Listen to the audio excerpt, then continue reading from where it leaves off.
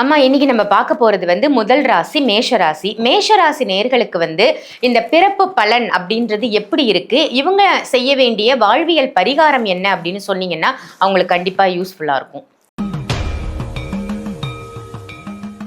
ஆனா பாருங்க, அந்த மேஷராசியோட அந்த டிஎன்ஏ மரபணுகள்லாம் பார்த்தீங்கன்னா அவங்க பாரம்பரியமாவே பாருங்க ஏதாவது ஒரு மருத்துவத்துறையில இருந்திருப்பாங்க.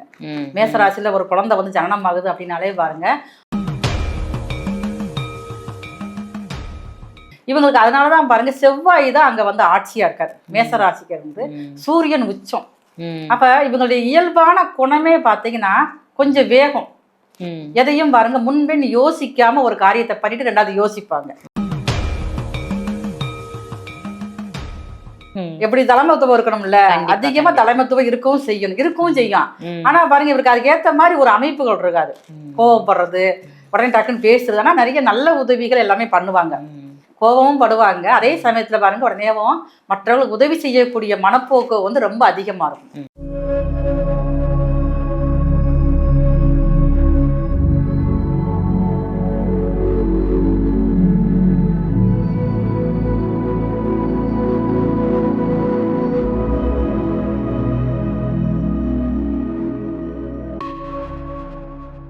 ஆன்மீக பரிகார நேயர்கள் அனைவருக்கும் அன்பான வணக்கங்கள். இன்னைக்கு நம்ம யாரை சந்திக்க வந்திருக்கோம், என்ன விஷயத்தை தெரிஞ்சுக்க வந்திருக்கோம் அப்படின்னு பாத்தீங்கன்னா ஒவ்வொரு ராசிக்குமான பிறப்பு பலன் என்ன அப்படிங்கறத தான் தெரிஞ்சுக்க வந்திருக்கோம்.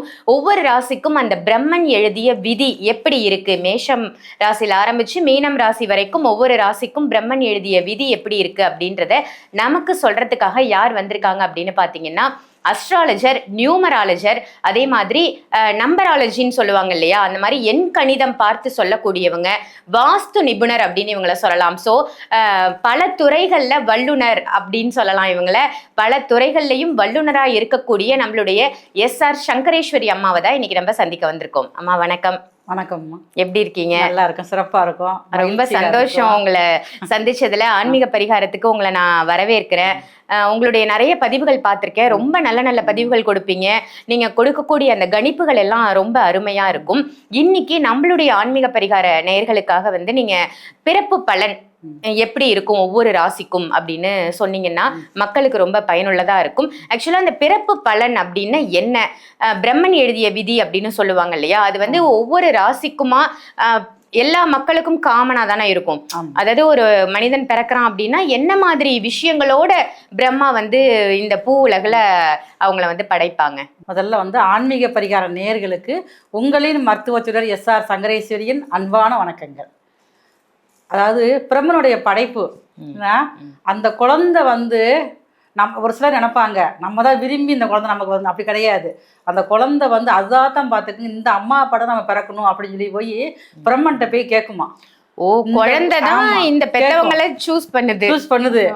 அப்ப நம்ம என்ன சொல்றோம் அப்படின்னு கேட்டீங்கன்னா நம்மளுடைய கர்மா தான் அங்க இருக்குன்னு நினைக்கிறோம். அப்படி கிடையாது. அந்த குழந்தையோட பிறப்பானது அதுதான் விரும்பி நம்மகிட்ட வருது.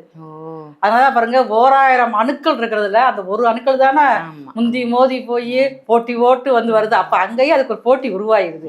அதான் பாருங்க பிரம்மன் ரகசியம். ஒரு குழந்தை சிரசோதயம் அப்படின்னு சொல்லி சொல்றது அந்த சிரசோதயம் நடக்கிறப்ப லக்கணம் அன்னைக்குள்ள கோச்சார நிலைகள்ல கிரகங்கள் எங்கெங்க அமர்ந்திருக்கோ அப்பதான் பாத்தீங்க இந்த குழந்தை இந்த நட்சத்திரத்தை பிறக்கணும், இந்த இதெல்லாம் பிறக்கணும். அப்ப இது முன்ஜென்ம வினைதான். இப்ப ஒருத்தருடைய கர்மாவானது ஒரு நட்சத்திரத்துல ஒரு நாள் இறந்துறாரு அப்படின்னா, இப்ப ராகுதிசையில திருவாரூர் பிறக்கிறாரு அப்படின்னா திருவாரூர்ல முழுசுமே பிறக்கிறப்ப இருக்காது. திருவாரி 4ஆம் பாதத்துல பிறந்தாங்கன்னா ஒரு 1.5 வருஷமா 2.5 வருஷமா இருக்கும். அது ஏன்னு கேட்டீங்கன்னா முன்ஜென்ம விட்டகுறை தொட்டகுறை தான். அப்ப அவங்களுடைய வாழ்க்கை முன் ஜென்மத்துல திருவாரி 4ஆம் பாதத்துல அந்த வருஷம் வரைக்கும் இருந்திருக்கும். அந்த மீதி கர்மாவை கழிக்கிறதுக்காகத்தான் இந்த திருவாரி 4ஆம் பாதத்துல பிறந்து என்னென்ன செஞ்சாங்களோ அந்த முன்ஜென்ம வினைக்கு ஏற்ப நன்மையோ தீமையோ அனுபவிக்கிறதுக்காகத்தான் இந்த பிறப்பு எடுத்திருக்கு. இன்னொன்னு பாருங்க, நிறைய பேர் சொல்லுவாங்க எல்லாமே அன்னைக்கே நம்ம நல்லா எழுதிட்டானே, எதுக்கு நம்ம கோயிலுக்கு போகணும், எதுக்கு நம்ம முயற்சி எடுக்கணும், நம்ம வீட்டுல சாயா தூங்கலாமே, அதுவா நடக்கும்ல அப்படின்னு எல்லாமே எழுதி அனுப்பிச்சிட்டாங்க. நம்ம என்ன வேண்டுனாலும் வேண்டலனாலும் நடக்கிறது தான் நடக்கும்னு சொல்லுவாங்க. இதுக்கு என்ன காரணம் இருக்குன்னு கேட்டீங்கன்னா அந்த பிரம்மனை எழுதியிருப்பாரு. சில விஷயங்கள் தான் நான் பண்ணுவேன், சில விஷயங்கள் மனிதரோட முயற்சியில தான் பண்ணணும் அப்படின்னு சொல்லி எழுதியிருப்பாரு. அப்ப நம்ம முயற்சி எடுக்கலைன்னா ஒண்ணுமே செய்ய முடியாது. எல்லாமே ஆண்டவர் மேல பாரத்தை போட்டுருந்தா நடக்குமா? நடக்காதுல்ல. நிறைய விஷயங்கள்ல உன்னுடைய முயற்சி தான் வெற்றி வரும் அப்படிங்கிற சில விஷயங்கள், சில சூட்சுமங்கள் வந்து சொல்லிடுவாரு. அப்ப எந்த நேரத்துல எங்க போய் லாக் ஆகுற, அப்ப அதுக்குன்னு பாருங்க முன்ஜென்ம கர்மா நல்லா இருந்துச்சு அப்படின்னா அவங்களுக்கு அந்த நேரத்துல யாராவது ஒருத்தர் கை தூக்கி விடுவாங்க. அதான் நிறைய பேருக்கு தெரியும். அது வந்து எப்ப நான் லாக்ல போய் இருந்தேன், இனி ஒருத்தர் கை தூக்கி கடவுள் மாதிரி வந்து காப்பாத்தினாருப்பா அப்படின்னு சொல்லுவாங்கல்ல, அந்த மாதிரி விஷயங்கள் தான் நடக்க ஆரம்பிக்கும். இதான் பாருங்க பூர்வ புண்ணியம் நல்லா இருக்குன்னு சொல்றது. 7 தலைமுறைக்குள்ள நம்மளே பாருங்க அந்த குடும்பத்தை சனிச்சிருப்போம். நம்மளே முப்பாட்டம்னா ஒரு 5 தலைமுறை சனிச்சு நம்ம என்னென்ன பாவ புண்ணியங்கள் செஞ்சோமோ அதை அனுபவிக்கிறதுக்காகத்தான் பாருங்க அந்த 5 நம்ம தலைமுறையா வந்து பிறப்போம். இதுதான் சில பேரை பார்த்து சொல்லுவாங்க, தாத்தா மாதிரி இருக்கா, பாட்டி மாதிரி இருக்கா அப்படின்னு சொல்லுவாங்க. அப்படி குணாதிசயங்கள் அப்படி நம்ம வந்து கொண்டு வந்திருப்போம். இதுதான் முன்ஜென்ம கர்ம பதிவு அப்படிங்கிறது. ரொம்ப அருமையா சொன்னீங்க. முதல்ல மக்களுக்கு வந்து அவங்கவுங்க ராசியை பார்க்கறதுக்கு முன்னாடி தெரியணும் அந்த பிறப்பு பலன்னா என்ன அப்படின்றத தெரிஞ்சுக்கிட்டு அவங்க ராசிக்கான பிறப்பு பலனை பார்க்கும் பொழுது இன்னும் முழு விவரங்கள் வந்து அவங்களுக்கு புரியும். ரொம்ப அழகா பிறப்பு பலன்னா என்ன அப்படின்னு சொல்லியிருக்கீங்க. அம்மா, இன்னைக்கு நம்ம பார்க்க போறது வந்து முதல் ராசி மேஷராசி. மேஷராசி நேர்களுக்கு வந்து இந்த பிறப்பு பலன் அப்படின்றது எப்படி இருக்கு, இவங்க செய்ய வேண்டிய வாழ்வியல் பரிகாரம் என்ன அப்படின்னு சொன்னீங்கன்னா அவங்களுக்கு கண்டிப்பா யூஸ்ஃபுல்லா இருக்கும். மேசராசி அதுதான் பாருங்க காலபுருஷனுக்கு முதல் ராசி. இவங்கெல்லாம் மற்றவங்கள ஆளுமித்திரனோ கொண்டு போகக்கூடியவங்க. ஆனா பாருங்க அந்த மேசராசியோட அந்த டிஎன்ஏ மரபணுகள்லாம் பார்த்தீங்கன்னா அவங்க வந்து பாரம்பரியமாவே பாருங்க ஏதாவது ஒரு மருத்துவத்துறையில இருந்திருப்பாங்க.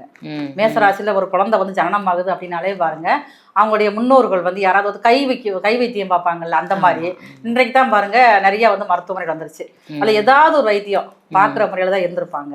அதே மாதிரி பாருங்க ஹோட்டல் துறையில இருக்கிறவங்களா இருந்திருப்பாங்க. முன்னாடி உள்ளவங்க வந்து முன்னோர்கள் வந்து நிறைய பேர் வந்து வீட்டிலேயே வந்து டிஃபன் செஞ்சு விற்கிறது, சிறிய அளவுலனாலும் பாருங்க அந்த சம்மந்தப்பட்ட தொழில் பாக்குறவங்களா இருப்பாங்க. அதுவே ஒரு பாரம்பரியமா வந்திருக்கும். நிறைய மேசராசிக்காரங்கள்லாம் பாத்தீங்கன்னா சீருடை போடுற யூனிஃபார்ம் போட்டு வேலை பாக்குறவங்க. அது எல்லா துறையிலயுமே இருக்குது. வேலை ஹையர் ஆபீஸ்ல இருந்து லோ ஆபீஸ் வரைக்கும் எல்லாத்துக்கும் யூனிஃபார்ம் போடுற வேலையில இந்த மாதிரிதான் இருந்திருப்பாங்க. இவங்களுக்கு அதனாலதான் பாருங்க செவ்வாய் தான் அங்க வந்து ஆட்சியா இருக்காரு. மேசராசிக்கு இருந்து சூரியன் உச்சம். அப்ப இவங்களுடைய இயல்பான குணமே பாத்தீங்கன்னா கொஞ்சம் வேகம். எதையும் பாருங்க முன்பின் யோசிக்காம ஒரு காரியத்தை பண்ணிட்டு ரெண்டாவது யோசிப்பாங்க. டக்குன்னு முடிவு எடுத்தாங்க. ஆமா, எதுனாலும் நினைக்கிறாங்களா உடனே செஞ்சு முடிச்சிடணும் அப்படிங்கிற மாதிரி இருப்பாங்க. அதே மாதிரி மற்றவங்க வந்து இவங்களை வந்து தூண்டி விடுவாங்க. இவங்க ஏற்கனவே எமோஷனல் கோவப்படக்கூடியவங்களா, அவங்களுக்கு ஏதாவது காரியம் ஆகினா அவங்களை தூண்டி விட்டு வேடிக்கை வைப்பாங்க. ஓ அப்படிங்கிற மாதிரி இருப்பாங்க. இவங்க எல்லாம் எரிச்சல்ல டென்ஷன் ஆயிடுவாங்க ரொம்ப வந்து. அந்த விஷயம் வந்து புரியவே செய்யாது. அப்ப கடவுள் என்ன சொல்லி அனுப்பிச்சிருக்காரு அப்படின்னா இவங்களை வந்து ரொம்ப விவேகமா இருக்கணும், நிதானமா இருக்கணும், பொறுமை. ஏன்னா எல்லாமே பாருங்க முத ராசி. ஆமா, எப்படி தலைமைத்துவம் இருக்கணும்ல, அதிகமா தலைமைத்துவம் இருக்கவும் செய்யும். ஆனா பாருங்க இவருக்கு அதுக்கு ஏத்த மாதிரி ஒரு அமைப்புகள் இருக்காது. கோவப்படுறது, உடனே டக்குன்னு பேசுறது. ஆனா நிறைய நல்ல உதவிகள் எல்லாமே பண்ணுவாங்க, கோபமும் படுவாங்க. அதே சமயத்துல பாருங்க உடனேவும் மற்றவங்களுக்கு உதவி செய்யக்கூடிய மனப்போக்கு வந்து ரொம்ப அதிகமா இருக்கும். ஆனா மேசராசிக்கார அந்த கோபத்தினாலதான் நிறைய வந்து வீழ்ச்சியில சந்திக்காங்க. அதிகமா கோபப்படுறதாலதான் அவங்களுக்கு எல்லாம் லாஸ் ஆகுது. ஏதாவது விஷயம் நான் இன்னைக்குள்ள காலகட்டத்துல பாருங்க ரொம்ப பொறுமையா போகணும். சில பேர்லாம் பாத்தீங்கன்னா என்ன நடந்தாலும் சரி காலில் விழுந்தனாலும் காரியத்தை சாதிச்சு அந்த கூட அந்த மேசராசிக்காரர் கிடையாது இருக்காது. நான் இப்படித்தான் இருப்பேன் அப்படின்னா என் கேரக்டர் இதுதான்ப்பா, என்ன மாத்த முடியாது, நான் இப்படித்தான் இருப்பேன், என் கெத்து என்ன ஆகுறது அப்படின்னு சொல்லக்கூடியதான் மேசராசிக்காரங்க. அப்ப இந்த இவங்களுடைய குணாதிசயங்கள் நம்ம தான் மாத்திக்கணும். எந்த ஒரு யோசனை எடுத்தாலும் சரிதான் ஒரு முறைக்கு பல முறை யோசிக்கணும். யோசிச்சு செஞ்சாங்கன்னா வாழ்க்கையில வெற்றி பெற முடியும்.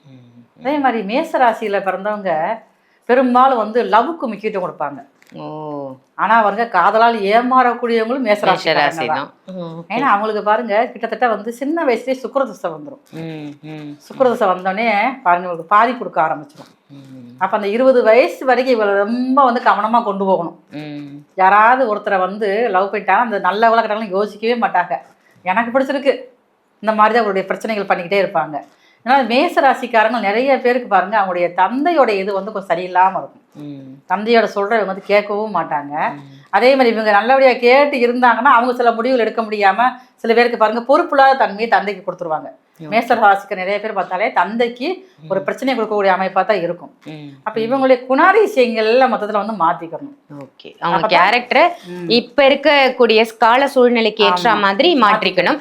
இவங்க செய்ய வேண்டிய அந்த வாழ்வியல் பரிகாரம் என்னவா இருக்கும்? வாழ்வியல் பரிகாரம் அப்படின்னா இவங்களுக்கு நல்ல வருமானம் வரணும் ஃபர்ஸ்ட். ஏன்னா இப்போ எல்லாமே கடன் பிரச்சனையில் இருக்காங்க மேசராசிக்காரங்க.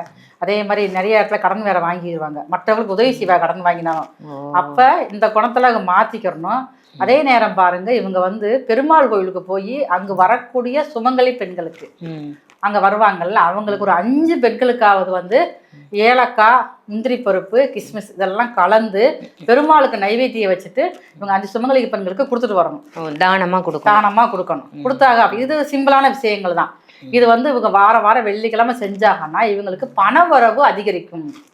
பணவரவு வந்தாலும் பாருங்க மிச்சம் பண்ணக்கூடிய வாய்ப்பு இருக்காது இவங்களுக்கு. வந்து வந்தனே அப்படி பாருங்க இவங்களே தானம் பண்ணிடுவாங்க, யாருக்கிட்ட கொடுத்துருவாங்க, திருப்பி கடனை வச்சுக்கிற மாட்டாங்க. அதனால வந்து அதுக்கு வந்து இவங்க வந்து அந்த வரக்கூடிய சுமங்கலி பெண்களுக்கு கொடுத்தாங்கன்னா இவங்களுக்கு நிறைய வந்து இந்த பெருமாளுடைய ஆசீர்வாதம் கிடைச்சி முதல்ல பணம் இவங்களுக்கு வந்து சேஃப்டியாக முடியும், கடன் பிரச்சனை வந்து வெளியில வருவாங்க.